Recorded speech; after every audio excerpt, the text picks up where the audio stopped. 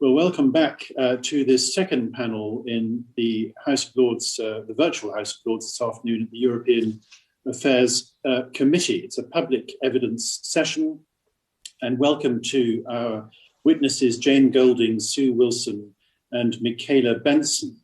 As a public evidence session, a transcript will be taken and will be sent on to you. And we'd be grateful if you could check it and advise us of any corrections that need to be made. And thank you very much for taking the time to come along this afternoon. We only have an hour and we have quite a few question areas that the committee is keen to ask you about. So I'd be very grateful if you would be succinct in your questions, and that applies in your answers, rather, applies to the questioners as well, so that we can get through everything. What will happen, for the benefit of those who are watching, is that there'll be a lead member of the committee who asks a question in a particular area. There may be one or two supplementals that can come in on that question when the question is asked, and there will be, I hope, one or two supplementals right at the end of our hour today. When you speak for the first time, perhaps you could just introduce yourselves very briefly. We know exactly who you are, but those watching will not, and I think that would be an important thing for them. So perhaps I can go straight in and ask you to give an overview of how you feel the implementation of the citizens' rights provisions of the withdrawal agreement are progressing in EU member states. And perhaps I could go first of all to Jane. Thank you very much indeed, and thank you very much for the invitation to speak today. My name is Jane Golding. I'm the co-chair of British in Europe, as well as the chair of the Germany country group, British in Germany, of British in Europe. British in Europe is the largest coalition of UK citizens in the EU. We have country groups across most of the EU, and representing the around 1.2 million British citizens in the EU who are 75 to 80% of them of working age or younger. So to give you an overview of how we see implementation progressing to date, I'll just start very quickly to explain that there are two different systems in place across the EU. There are 13 countries across the EU that have gone for the constitutive system, which means that the status is dependent on an application, and 14 that have gone for a declaratory system, which means that the status derives directly from the withdrawal agreement if the conditions are complied with, but the citizen may apply for a residence card as proof of that status. So there's no hard deadline in declaratory countries. Most of the systems opened up in autumn and towards the end of last year. Some started earlier, but most of them towards the end of last year. It's progressing implementation better than expected in some countries, for example, in France, where the system seems to be working very well, and less well in other countries, for example, Italy and Portugal, declaratory countries. We also have obviously hard deadlines in the constitutive countries, and some of those are coming up very rapidly in 5 countries: in France, Luxembourg, Latvia, Malta, and the Netherlands. The other 8 countries have extended the deadline to September and then the end of 2021, December 2021. We're seeing particular challenges sometimes in declaratory countries, interestingly enough, particularly where there are large UK in EU populations and where implementation is decentralized. And examples are for Germany, Spain, and Italy. So for example, in Germany, implementation is the competence of the regions. National government can simply issue guidance, and there are around 400 different foreigners' offices across the country. We are also seeing a general theme in many countries, which is the length of time that it is taking to process applications. And of course, COVID is playing a part here. And also to have either residence cards in declaratory countries or residence permits in constitutive countries issued. It's arising in declaratory countries such as Portugal, where our latest information is so far no cards have been issued. Also in Italy, which is declaratory, where it has been slow, but again, in constitutive countries such as Denmark, where implementation generally is going quite well, but the issue of cards is slow. And we are also even seeing this in EEA countries such as Norway. I think a good example, though, is the Netherlands, which started earlier than many other countries and which contacted all UK citizens in the Netherlands directly by letter and has a deadline of June. And in that country, we now think there are only around 3,000 citizens left to reach, and the government is planning a communication campaign to reach them. Thank you very much. And if you had some of that additional data in a written format, we'd be very happy to accept that as evidence, just to tell you. Perhaps I could go to Sue. As far as Spain's concerned, we have a declaratory system, and Spain was actually one of the first countries to hit the ground running. So it's been up and running for some time. But obviously the numbers in Spain are that much larger. We have a bigger population of vulnerable older citizens as well. So there have been a lot of delays. And I mean, I recently applied for my own residency. I started to look for an application back in October, and I've only got my new identity card in May. So that is a fairly typical example of some of the delays that are causing problems. Thank you very much indeed. And Michaela. Hi, thank you very much for inviting me to speak today. I'm Dr. Michaela Benson. I'm a reader in sociology at Goldsmiths, and I come to this with a research hat on. Over the past 4 years, I was running a project that was all about Brexit and what it meant for British citizens in the EU. This was funded by the UK and a Changing Europe. And more recently, I've taken on a role as the co-lead of a new research project, which is all about the impacts of Brexit on migration between the UK and EU in both directions. And we've just started doing that. In addition to what Jane and Sue have already said, I think that my expertise here comes from the work that I've done mostly with British citizens living in France, whereas Jane has already mentioned there's a constitutive system in place. And like the UK, France has a deadline of the 30th of June. And so quite a lot of the issues that we already heard about from our colleagues on the British who are working with EU citizens in the UK are similarly at stake in the case of British citizens living in the EU.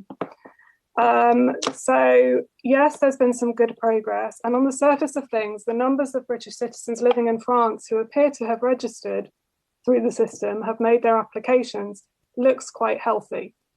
So the latest statistics I was able to find publicly were published in Le Telegram, and they say that 125,000 British citizens in France have applied for their new resident status.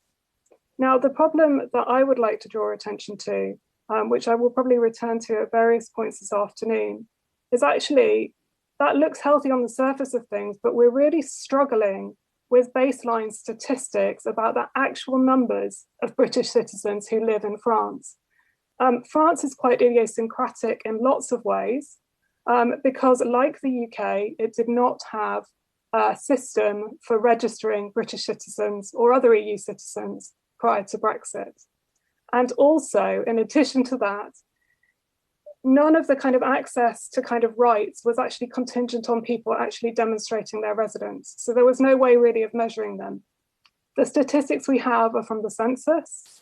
There are some problems with census data in France in terms of how it's generated, which also mean that those are likely to be a significant underestimation. So I would like to point attention to the fact that we have the statistics about the number of people who've applied, but we have problems with establishing actually what proportion of the overall population that might actually constitute. So we can't really tell what progress is being made there. And this is also the case in some other countries as well, to greater and lesser extent. But the underestimation in France is likely to be significantly higher than in quite a lot of other countries for those reasons. The other thing I wanted to say about the implementation is that there was always going to be a challenge related to the so-called hidden populations of British citizens living in the EU, the people who are likely to be more vulnerable, people with mental capacity problems, with disabilities, long-term health problems, but also, again, children in care. We actually don't know how many British children are being looked after in EU member states, because member state data doesn't disaggregate by nationality. And this is a little bit of a problem. So I think that that's something to bear in mind.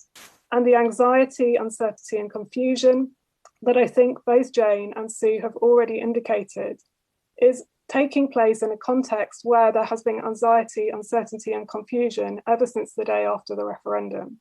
So I think that we have to kind of bring all of those things together there. Thank you. Indeed. And we move to Lord Lamont. Good afternoon.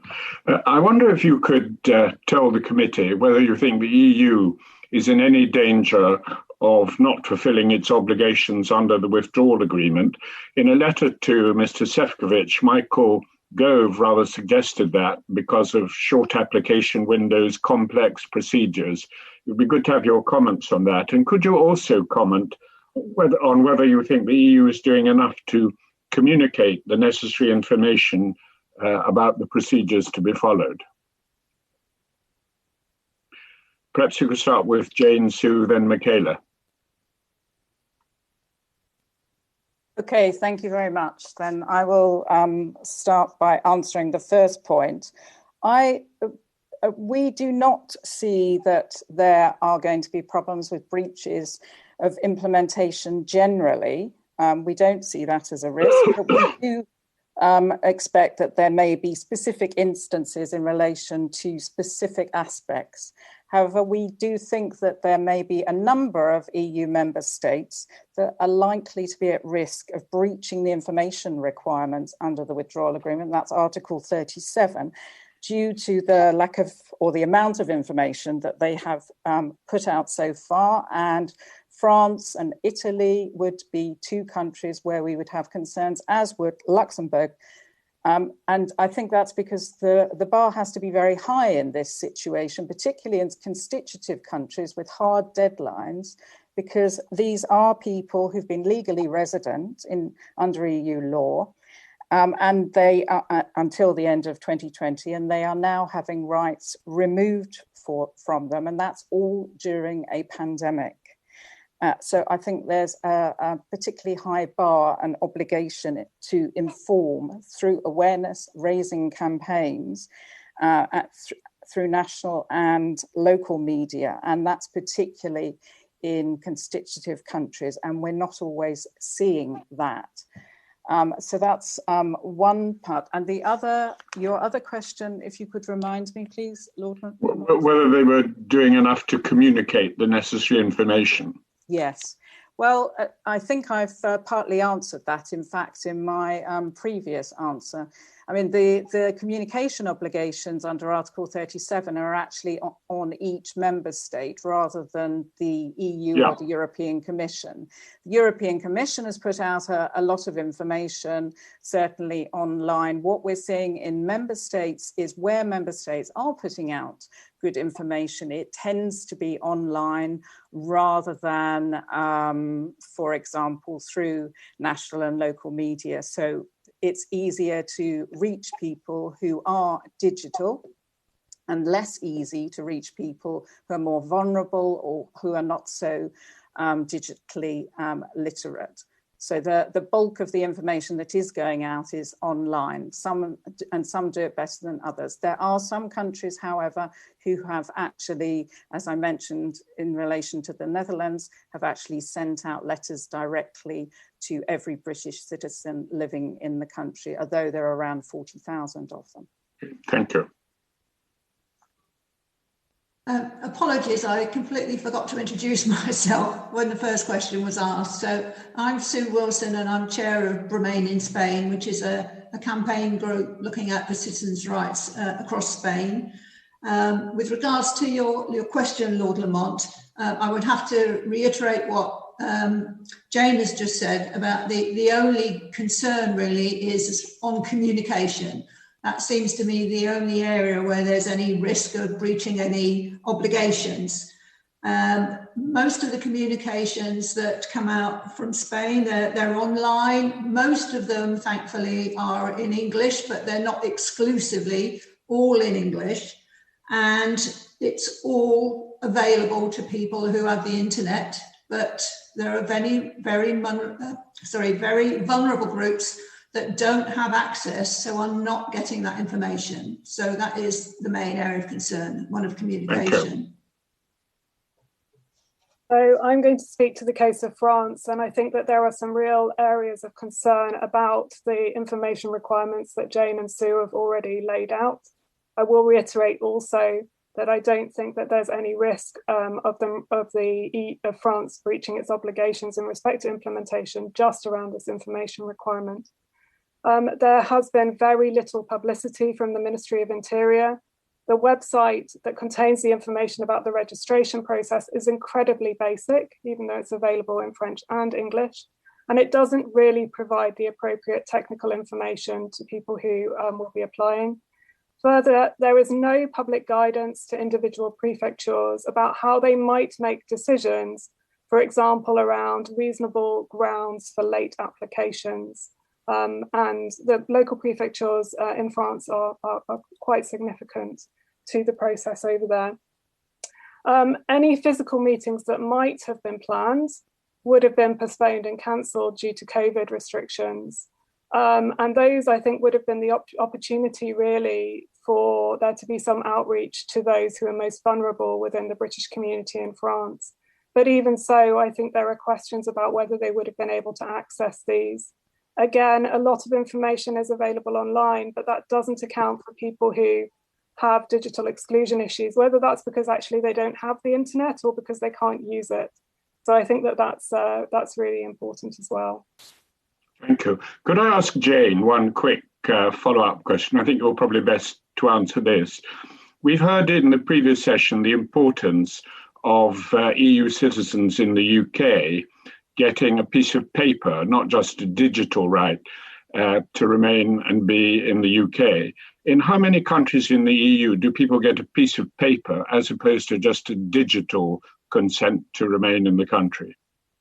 Very happy to reply to that. In fact, there is one biometric card. There is a model card that was agreed on and decided upon by an EC decision in February 2020, and that every single British citizen in the EU who either applies for a residence permit or for a residence card to prove their status in declaratory countries will receive a physical biometric card. Thank you, that's very helpful. Thank you very much. We move to Lord Jay. Thank you very much. We've talked a bit about the role of individual member states in all of this. I just wondered if you could say a bit about what you see as the role of the Commission here. Is the role of the Commission just to monitor what member states are doing, or is it to encourage member states to behave in a more effective way? And what is their role? Perhaps Jane Golding could go first. Yes, very happy to. I think they have both roles, in fact, Lord Jay. I think, yes, they should be monitoring, and obviously in the EU, the European Commission is the monitoring body. There are some slight problems with that because it's not an independent monitoring body, but yes, they should be monitoring what member states are doing. And at the same time, I think they should also be persuading them to effectively implement. I mean, obviously, this is an area of mixed competence, and EU member states see it as their area of competence. However, certainly the Commission has been having regular meetings with the member states to discuss implementation and getting updates on implementation, and certainly talking persuasively to them in order to improve implementation where it's not working as well. So I think there is a two-sided role. And you said they should be, but I suppose my question is, are they? The Commission? Yeah. Yes, they are. They are. And certainly, I mean, our engagement with the Commission, which is very, very regular, we feed in particularly systemic issues that we are seeing, and they certainly take them up, and we know that they are discussing them with member states, and we certainly see the results of that. They can always do more, they can always do better, of course. And then the Specialised Committee on Citizens' Rights within the Withdrawal Agreement, context of the Withdrawal Agreement, also deals with issues of this sort, and we feed in issues to that Specialised Committee, and also are heard by that Specialised Committee, which is quite unusual for a civil society organisation. Thank you. That's very helpful. Thank you for that. Michaela Benson, do you want to add to that? Is she there? Michaela, you need to. I lost my mouse for a second. I don't have anything to add. I don't have anything to add to what. Terrible the way these mice just run away with you.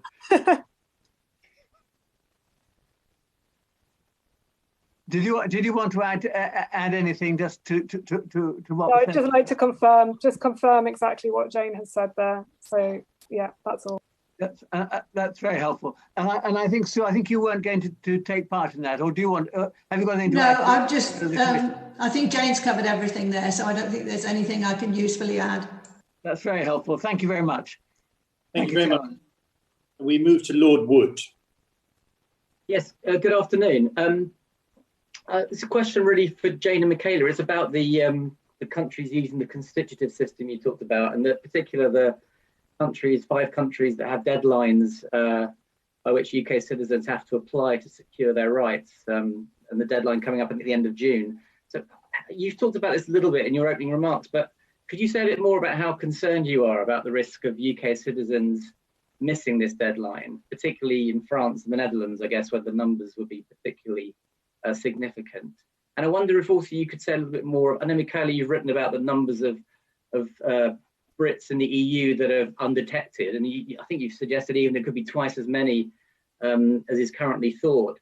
I just wonder, are the people that this is likely, who are more likely to miss a deadline, British citizens who are sort of under the radar, as it were, up till now, or is it a random mix of different categories of UK citizens that you're concerned about? Maybe Jane and then Michaela could respond to that. Thank you.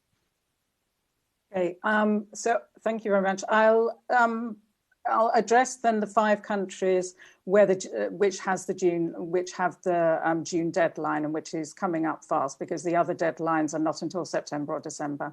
I think Michaela has already given some information about France, so I'll perhaps leave it to her to if she feels she needs to add anything further, but I have the same sort of data as her. Generally, overall, as regards those 5 countries, we're not going to have a very clear idea of the numbers who could potentially fail to apply for their status until we see the third implementing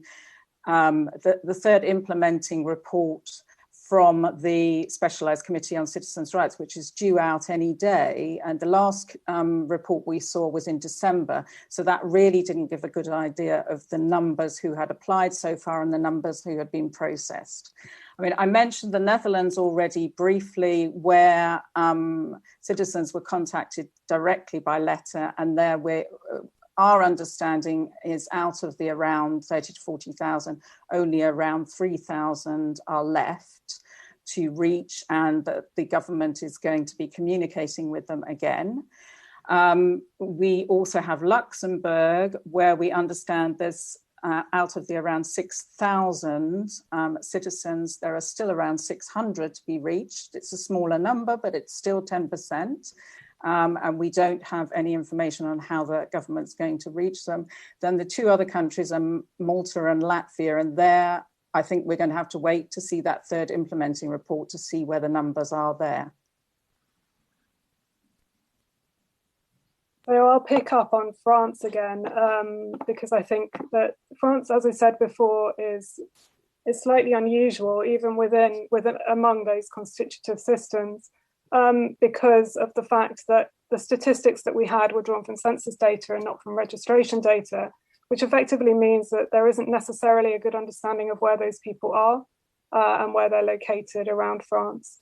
I should also say that census data doesn't include communes which have less than 10,000 people. So that also means that, in these smaller areas, there might be some issues there. So I do have concerns about the fact that the application window is coming to an end at the end of June, and who might fall between the gaps, because we were already seeing in advance of the new registration system being opened that there were what was becoming uncovered was a population of people who were quite vulnerable, I would say, who were already falling between the gaps, who wouldn't necessarily have been in a situation where they would have been judged as lawfully resident in France under freedom of movement regulations. And there were a couple of cases like that that were brought forward. But I think that the other thing is that because we don't have the statistics really about how many people have applied, it's difficult to say whether that deadline is appropriate or not in France, because we don't have a baseline against which to judge it from. And it's getting really close. It's the end of May, and by this time next month, they would want the majority of people to be reached. And in a context where it's clear that there are communication problems in France in terms of reaching those kind of hard to reach populations, it's getting a bit late to even design a communication program that might be intended to kind of target those people who as yet are not showing up in the system. And there has been a huge amount of confusion in France as well over who actually needs to apply for these new residence cards. So I think that from that point of view, it's a real issue that needs to kind of be addressed. We need to see the statistics so that we can see where we're at. Even as I've already said, there are problems with the statistics. So I hope that helps to provide a little bit more information to kind of do this. But I should also say that with any of these statistics, they're not going to count those hard to reach populations. They're not going to be able to include homeless populations, looked after children, and anyone else who is, living under the radar is a good way of putting it. But, people who've just been living their lives and haven't in France had to be particularly bothered about making themselves known to the authorities because they've been able to live quite easily without doing so. So I think that really is an issue. If I have time, just a very quick follow-up. Do we have any sense of whether there'll be grounds for late applications in countries like France if people miss the deadlines, or is that the sort of thing that we expect details on maybe after the deadline's already passed? So I can answer. Sorry, I can give the legal answer. Thanks, Jen. Yeah, if that helps. I mean, the legal answer is that just as that the reasonable grounds for late applications provision in the withdrawal agreement applies to all constitutive countries, not just the UK. That's why the UK is applying that rule.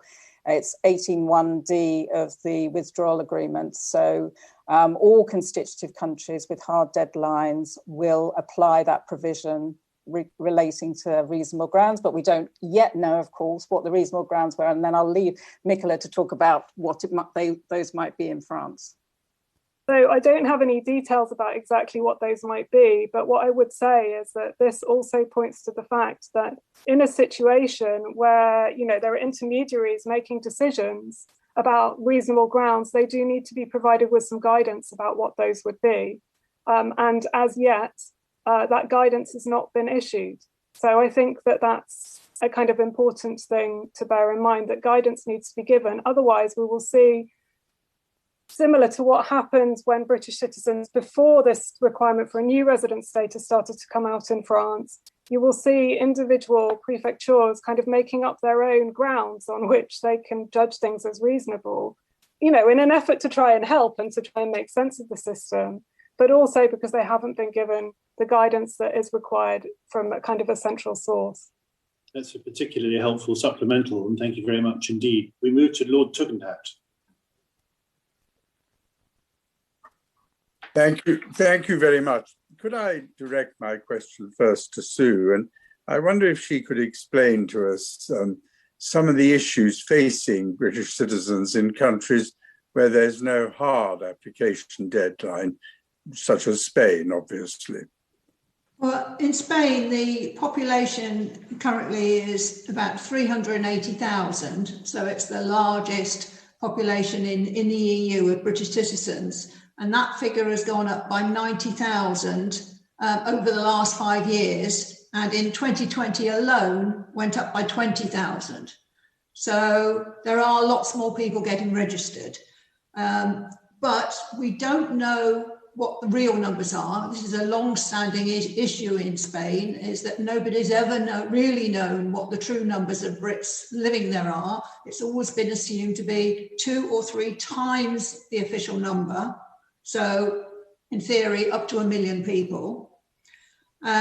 Pensioners across the EU make up 20% of the population. In Spain, it's always been higher, and up until recently, it was 25%, but now it's 37% to the latest figures. So we have a particularly large percentage of a vulnerable group of people.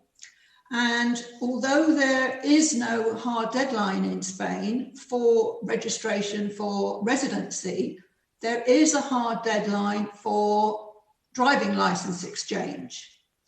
So one of the issues here is that people don't have to apply by a certain date to get residency, but if they don't have the residency by the 30th of June, there are knock-on effects. They can't apply for a Spanish driving license without taking a test, which would be an issue for those who don't have Spanish language skills because the test is in Spanish. There is also a knock-on effect in that people relying on S1 health cover or wanting to apply for S1 health cover cannot register that cover with the Spanish authorities. So without their residency, they cannot get free healthcare, and that is a particular concern with people with pre-existing conditions who require lots of medications, and in some cases are thousands of pounds out of pocket because they're having to pay for that themselves while they wait to get residency. And although there's no deadline, as long as you can prove that you were legally resident before the end of transition, many people aren't able to do that, or thought that they could, but then find that they can't. And as I mentioned before, there are issues with the severe delays because Spain had one of the strictest lockdowns with COVID, and obviously that has had a big impact on being able to process this increasingly large and unexpected number of applications. Did I hear you correctly that the population of Brits in Spain has increased significantly since the referendum? Yes, by 90,000. Gracious. Now, that's not to say that 90,000 people have moved here, moved to Spain since the referendum. It's that 90,000 more people have registered themselves as legally resident. Yes. Now, Spain, I believe, doesn't allow dual nationalities, so that if you take out Spanish nationality, you have to give up your British nationality or whatever it was you had beforehand. And so I wonder, does this pose very particular problems in Spain that aren't found elsewhere? It would apply to other countries. I believe the Netherlands is another one that doesn't allow dual citizenship. One of the issues is in relation to future employment, because if you are a Spanish citizen then you might find it difficult or impossible if you were to want to move back to the UK in future to get work. So then you would be another EU citizen wanting to get a visa. So there are implications, but we are hoping that perhaps the Spanish will look on this again, because they have recently, for the first time, got a dual citizenship agreement with France just a few months ago. So we're hoping that might be the first step to perhaps them looking at this more favourably in the future. I was just going to ask you that. Thank you. Could I turn to Jane and Michaela and ask whether British citizens in other EU countries face similar problems on dual nationality? We've just heard about the Netherlands, but I wonder if there are any other countries in which this is an issue. Will I come in? Yes, I can come in, or you can come in. I mean, I can talk to Germany and Austria. You go first, then, Jane. Okay, well, I'm sitting in Berlin in Germany, and Germany has exactly the same issue, only we were given a grace period to apply for dual citizenship until the end of transition. But from this year, it is no longer possible to apply for dual citizenship. So all of those who got in before, and there are estimated now to be around 45 to 50,000 dual British-German citizens in Germany. Austria also has a similar rule against dual citizenship, and they have not given a grace period as Germany did. But I actually know of somebody who's recently acquired Austrian citizenship. I mean, their grandfather was a victim of persecution, and perhaps that puts them in a different category. But I do actually know somebody who's a British citizen who's acquired Austrian nationality without giving up their UK passport. Yes, I mean, there are always exceptions, and in Germany as well, you can argue the case post-transition, and you may actually be able to hold more than one citizenship, but previously it was automatic with your EU citizenship. So I think what I would add to what Jane and Sue have already said is that there are a variety of different rules across the EU, because those decisions about dual nationality are within kind of domestic legislation. They're not EU legislation. And I also want to point out that one of the issues that we've been identifying related to those who have dual citizenship is, first of all, the fact that they don't show up in statistics. So if you're a British citizen who holds dual citizenship with another EU member state, you are not counted as a British citizen in those statistics. You would be counted as, in Jane's case, in Germany, you'd be counted as a German citizen. And you might be asking yourself, well, why does that matter? Well, it matters quite simply because having a naturalized status as an EU citizen is not a replacement for your rights under the EU Withdrawal Act. And what we've also identified is that actually it's not clear in a lot of cases what people should do in order to kind of demonstrate their multiple statuses. So, if you've become a French citizen, which lots of British people who live in France did do, quite far in advance of any kind of idea about what the registration process would be, there was a massive surge of British people applying for French citizenship because France permits dual citizenship, aside from anything else. A lot of those people probably won't be in a position where they are applying for the new status, even though they're still eligible for the terms of the withdrawal agreement and some of the provisions that allows for. So there are some issues there. So it's not a solution to the challenges of the removal of status through Brexit. Let's unearth some very interesting points. I regret that time is marching on and we must move on to some other subject areas. And could I ask Viscount Trenchard to take up the running? Thank you, Lord Chairman. I'd like to go a bit further into the question of how UK citizens in EU member states prove their status under the withdrawal agreement to relative authorities, and in what circumstances they'll need to prove their status. And I've understood that there are two systems, the constitutive and the declaratory.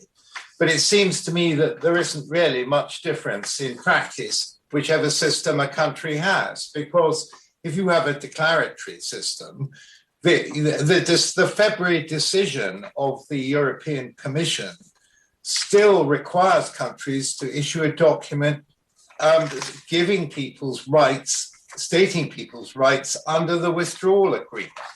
But so if you've got a pre-existing right to remain, that's nothing to do with the withdrawal agreement. So it seems to me that proving your status is quite complicated. So could I start, please, with Jane? Yes, I'm very happy to start on that. I don't think it is that difficult to prove one's status once one has the physical biometric card, because as I mentioned before, there's a standard format card across the EU, which will apply whether you're applying for a residence permit because you're applying for the status, or whether you're applying in a declaratory system simply to have proof of that status. In either case, it's the same format of document. And once you have that card, then you have a physical document in your hand with which you can prove your status, however you have acquired it, whether you've had to apply for it or it simply derives directly from the withdrawal agreement. And you will need that document to prove your residence rights, to prove that you have rights, employment rights, when you are engaging with the health authorities, social security benefits, etc. And when you are traveling, obviously. I mean, because without that card, it's far more difficult to move across borders. And it has been a problem in some declaratory countries, in fact, because today I mentioned at the beginning that the processing is quite slow, and cards are being issued quite slowly.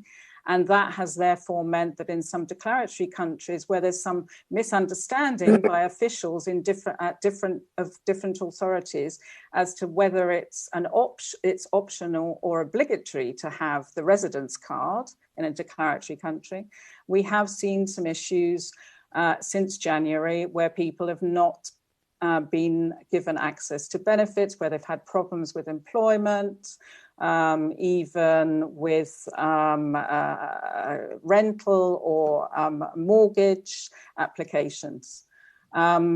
These were solved fairly quickly in Germany and recently in Greece, but we're still seeing some of those problems in Italy and in Portugal. Thank you. And help? Michaela, could you perhaps comment on one of the points that Jane just raised about travelling? Because my experience when travelling in the EU is there aren't borders. You just drive across. So in practice, for a British resident of Spain, what problem is he or she going to have in just driving into France? I think Sue might be better placed to respond to the specific case of moving from Spain into France. I mean, I think we already know that from the beginning of this year, British citizens were being stopped at borders trying to enter the EU, normally coming by planes, and turned away. And part of that was to do with the fact that they were no longer EU citizens and so had no rights of entry necessarily. I mean, this is in the context of the lockdown and in the pandemic.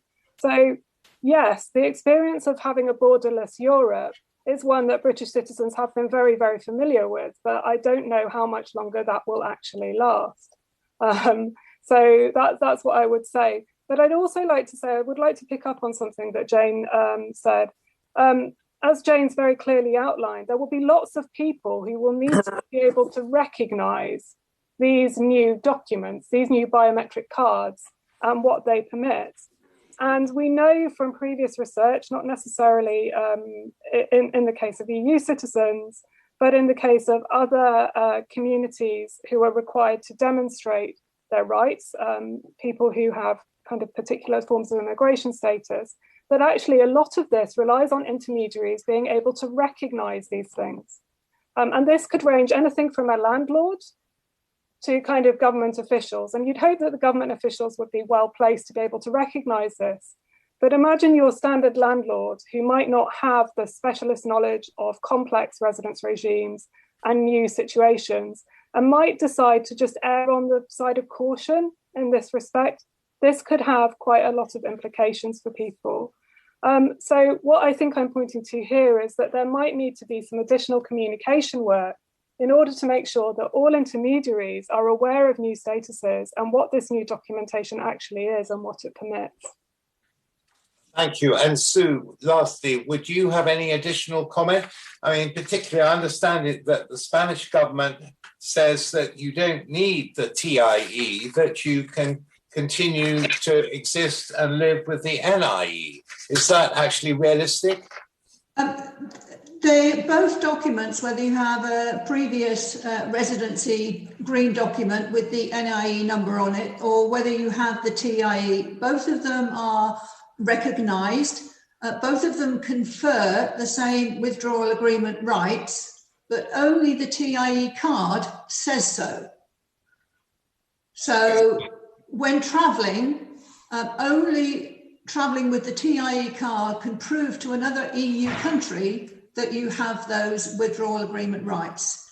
So even though there is no official requirement for anybody with the existing documentation to upgrade to the TIE, there's a strong recommendation from the Spanish government to do so. Now, when the applications for residency first started, the authorities were encouraging only those people who didn't have residency to apply for the TIE initially, because everybody else already had some documentation to prove their residency rights. So a lot of the people who are now in the queue are people who wish to switch from the old document to the new one, because they're now being strongly recommended to do so, and it will make travel that much easier. Thank you. Thank you very much indeed. Another very interesting set of answers. We move to Lord Foulkes. Thanks, Chair. The first part of my question has really been dealt with by Michaela, who said the most vulnerable people in this scheme are homeless, looked after children, people living under the radar. And Sue added pensioners in Spain, and I would have thought pensioners everywhere, and those digitally excluded as well. So I'll come to the second part of the question. Well, there might be other categories. If there are, add them. What support is there available for British citizens living in all of the countries there? And how could this support be improved? What suggestions should we maybe make as a committee? Michaela, first of all. So I think that the obvious thing to say about this is that, of course, there's the UK National Support Fund, which was rolled out by the government. And I understand that this has been extended, and I'm sure that Jane and Sue will pick up on this. But I think that the kind of concerns about this are to do with its geographical distribution, as in which countries it covers and which ones it doesn't.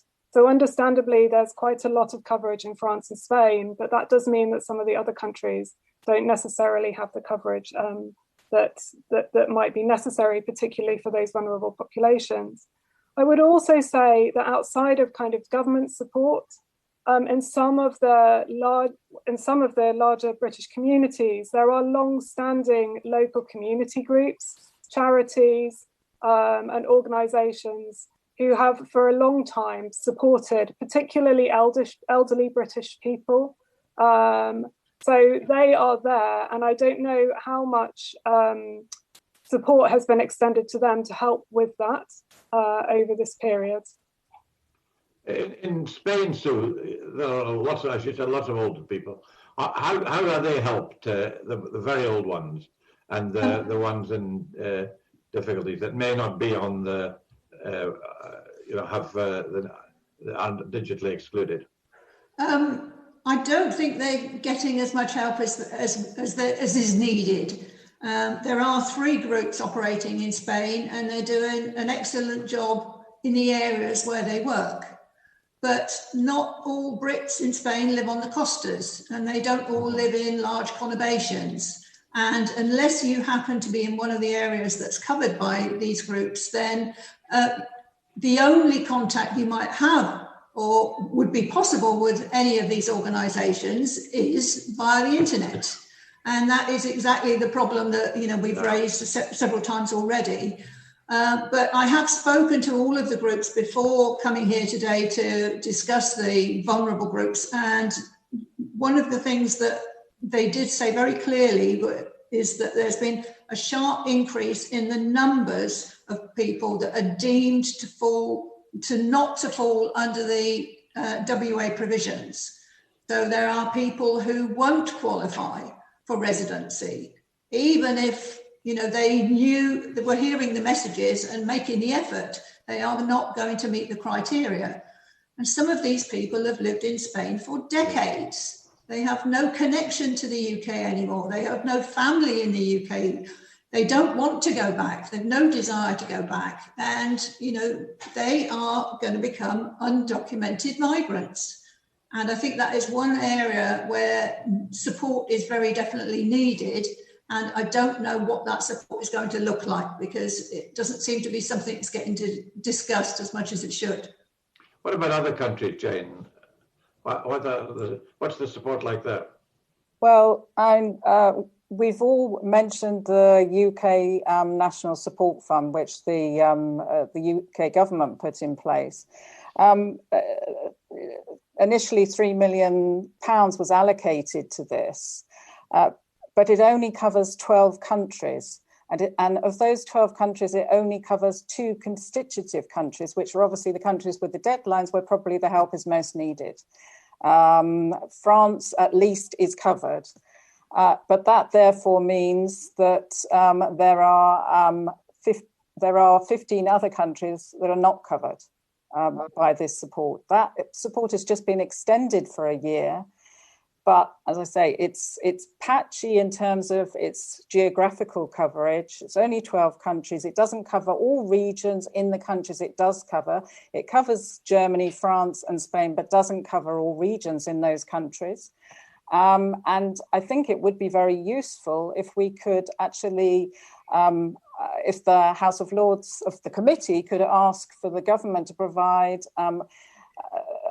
some sort of report concerning the activities of those UK NSF groups, so that we get a better idea of how this is working across the EU. That's a helpful suggestion. One last point. The figure for France is 148,300. I just don't believe that. There must be that many in Dordogne alone before you get to anywhere else. So, I mean, there are lots and lots over there that aren't identified. Or have they had carte de séjour and therefore they've been quite happy? Or why have they got lost? Can anyone help there? So I think it kind of points to the kind of issues that I was raising before, which is in France, the statistics are not drawn from registration information because there wasn't any. So it was drawn instead from census data. And Jane and Sue have heard me talk about this ad infinitum over the last 4 years. It really is likely to be a significant underestimation. And even if it was anywhere close to correct, that number, like in Spain, would have gone up dramatically in the last 4 years, purely because, people find themselves in a situation where suddenly they need to make themselves visible in ways that they didn't before. And I think it is very clear that there is something quite specific about the broader bureaucratic context in France that means that actually it was easier for people to escape notice. And not that they were deliberately trying to evade anyone or anything like that, but just because there was no need for them to be counted, so they weren't really counted. And I should just point to the fact that this is not just down to individual member states. I find it quite surprising that the British government doesn't actually have any real sense of who its citizens are who live abroad, how many of them there are. And the reason I say it's surprising is because we know that per capita, the emigration rate from the UK is one of the highest in the world. And yet we hardly ever talk about that when we talk about migration. I bet the French government know how many French people there are overseas, because they nearly all vote in the elections, don't they? Yeah. They certainly do in London anyway. They have overseas constituencies. Yeah. I thank you very much indeed. Thank you. We're a little bit late, and I do hope that the witnesses are able to stay on, as we have two main questions still and then a couple of supplementals. We move to Lord Faulkner. Thank you, Lord Chairman. I'm one of those who'd like to ask a supplementary question at the end, sir. My main question is going to be very short, and that is about professional qualifications for UK citizens in the EU. As I understand it, that if you've got qualifications in, say, France, that's fine, and they're recognised, but they're not transferable if you move to another member state. So to what extent do the additional provisions on recognition of professional qualifications in the CTA improve on this? Strikes me as not very much, but maybe you can give me an answer. This is probably for Jane or Sue. I'm happy to take that question, Lord Faulkner, and I would tend to agree with you. Because yes, you're absolutely right. The professional qualifications, only if they were specifically recognised in the host state, will be grandfathered going forward, but not EU-wide. So I, as a lawyer working in Germany, could have my qualifications recognised in Germany, but not outside of Germany, or a doctor working in Germany would be similar. As far as the TCA provisions are concerned, I don't think they really help at all in the short or medium term, because it sets up a similar system to that under the EU trade agreement with Canada. It provides for the possibility of reaching agreements on specific qualifications on a case-by-case basis, but those agreements would have to be reached. And as far as I can see with the CETA arrangements, there have only been two meetings so far of their mutual recognition of qualifications committee, and so far the only qualifications they've actually considered or are discussing an agreement on are those for architects. So it sounds like it's a very long, drawn-out process. Thank you. That was indeed very, very short. Very short.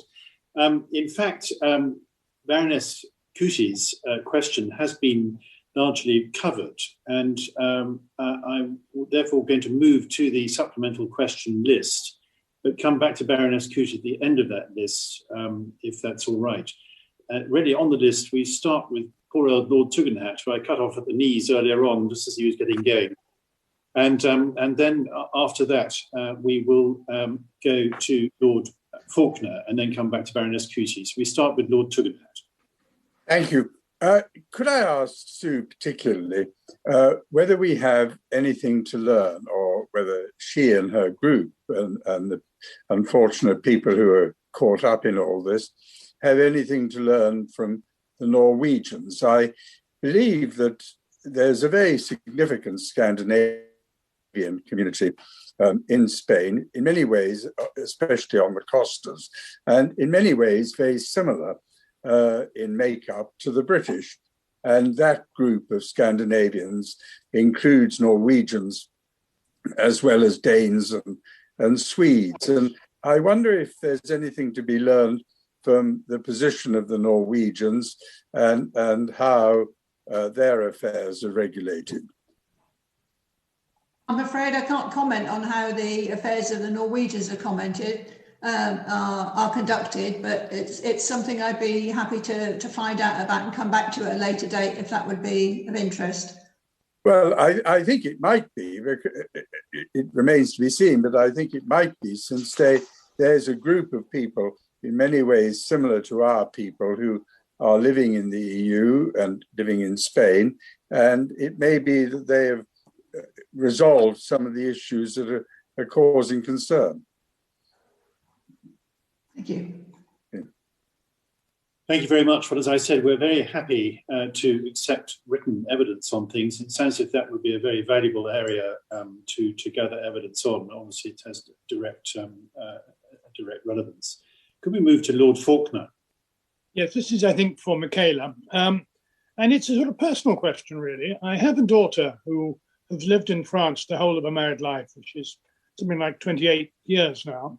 And she has 3 children who are dual French-British citizens, and entirely bilingual, which puts me to shame. And she is a school teacher in the Sarthe region of France.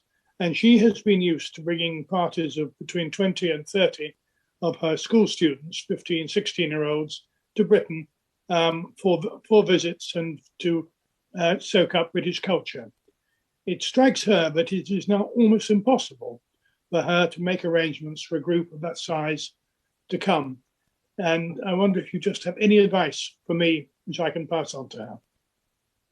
I'm not sure that I can immediately come up with advice about that. I would have to look into that and get back to you about it, because I hadn't actually thought about that situation in advance of this meeting today.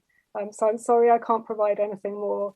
Well, I'm sorry I couldn't give you notice, but your evidence has been so excellent. So this afternoon, it was a question that occurred to me when you were answering earlier questions. But I would love to hear from you later. Wonderful.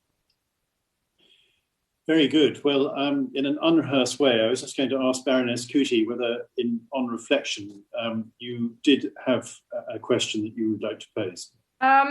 Well, just about everything I was going to cover was covered under Lord Fawkes, but I perhaps just ask a little bit about whether you feel that the UK government is actually defending UK citizens when they are having difficulties. I mean, you've got the support fund we've already talked about, and we've already talked about some of the communication and stuff, but do you feel that you've got the backing of the UK government, both now and in the future, if future problems arise? Perhaps start with Jane. I think there are a lot of officials who are working very hard to defend our rights, and we have regular meetings with them and we can raise issues with them and they are feeding them in. But I think that a problem at the moment is the relationship between the UK and the EU. The levels of trust are quite bad, I think, at the moment. And so I think that makes it more difficult for them to be having very constructive discussions on these issues. Obviously, there are big concerns always on the EU side about EU citizens in the UK and their issues. And I also think that there are some issues that we care about greatly as UK citizens in the EU, on which the UK is taking a position in the UK for EU citizens, which means that they can't always argue our case. I mean, obviously for us, mobility rights were absolutely essential. For many of us, we're a very mobile population, and many of us built our careers and our lives on those rights. So that's one area where it's quite difficult for the UK to make representations on our part. But there's also, for example, dual citizens and their rights under the Withdrawal Agreement. We're very keen for every EU member state to give us the option to prove our rights under the Withdrawal Agreement, because there are rights that we need to use under the Withdrawal Agreement, even if we're dual citizens. For example, family reunification, for example, the recognition of qualifications. But the UK is not allowing dual citizens to apply for settled status or some form of proof, and is going to casework these rights. And obviously, we as UK citizens in the EU would like to have specific proof from the member states and the host states where we're living. But that's not something that is very easy for the UK to be pushing, because they're not doing it themselves. So that sort of gives you a bit of a flavour. Sorry. Thank you very much. It does give me a flavour. I wonder if there's any examples from Spain or France which might give it a colour to that. I can come in on the basis of the research that we did for the Brexpats project. So we worked with about 600 people over the course of 2 years. And I think that kind of the human face of this is an overwhelming feeling among the people who took part in the research that they were out of sight and out of mind of the UK government. And, that's notwithstanding what Jane's just said about how they recognise that, individual officials were working very hard on their behalf. And sometimes, in some cases, their embassies were working very hard for them. But I think that that's a real mismatch in a situation where the government's integrated review is currently presenting British citizens living overseas as a source of soft power post-Brexit. Because I think that there's a lot of work that's going to have to be done to rebuild confidence among that British population, particularly those living in the EU, that the government will defend and represent their interests. So I think that there's repair work that urgently needs to be attended to if they really want those British citizens to be that source of soft power. But I'd also say that what we've seen over the past few weeks in the newspapers has been a lot of, look what the EU are doing to British citizens. A lot of these people are experiencing prejudice because the EU are trying to hurt and harm us and all of this. But I think that this is a really poor step. This kind of mobilization of the challenges that some British citizens are facing is quite disingenuous in the context where, as we've heard from some of our colleagues working with EU citizens in the UK, there are equally issues relating to implementation through the EUSS. It doesn't seem like a very grown-up way of actually approaching, what are quite significant challenges that do need to be addressed, to have this kind of game of one-upmanship playing out through the media. Thank you. And Sue, anything to add? Yes, I'd like to add to that and to reiterate what Jane and Michaela have said. We did a recent survey that had over 600 testimonies from our members, and the one concern that was top of the list was the lack of confidence and trust in the British government. Now, it has to be said that on the plus side, the British Embassy in Madrid have been wonderful. The quality of the information and the regularity and the openness and transparency from them has been fantastic. And they have a fantastic relationship with the Spanish authorities and keep us well updated. But the concern is in the UK government, and I have to echo what Michaela said about living in limbo. Many of these people have been worried about their status for 5 years. There was an element of relief with the withdrawal agreement. The TCA really didn't make that much difference, but they feel as though they still cannot wholly trust what they have been promised. We've had broken promises in the past, and when they hear some of the rhetoric, and Jane touched on the difficult relationships between the EU and the UK throughout the discussions, the kind of attitude we see there and magnified by the media makes people still feel very nervous. Even those rights that are protected by the withdrawal agreement, people don't completely trust them.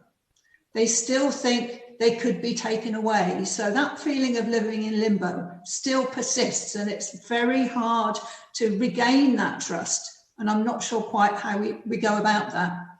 But if I could follow up on one point that Jane made about mobility, which is something we haven't talked about that much today, I would like, if you'll allow me, to read you a quote from the European Commission's Q&A on the TCA.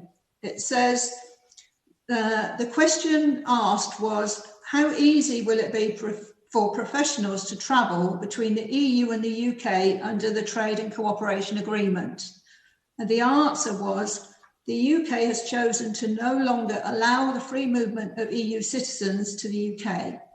It also refused to include a chapter on mobility in the agreement. These choices inevitably mean that business travel between the EU and the UK will no longer be as easy as it currently is. I'm afraid to say that hurts. So that's something that's not going to go away with the TCA or with the withdrawal agreement. So, we have to live with the consequences of Brexit, basically. Very interesting. Thank you very much. Well, thank the three of you, Jane and Sue and Michaela. Sorry, I've been calling you Michaela, and that must be very irritating for you, and I apologise.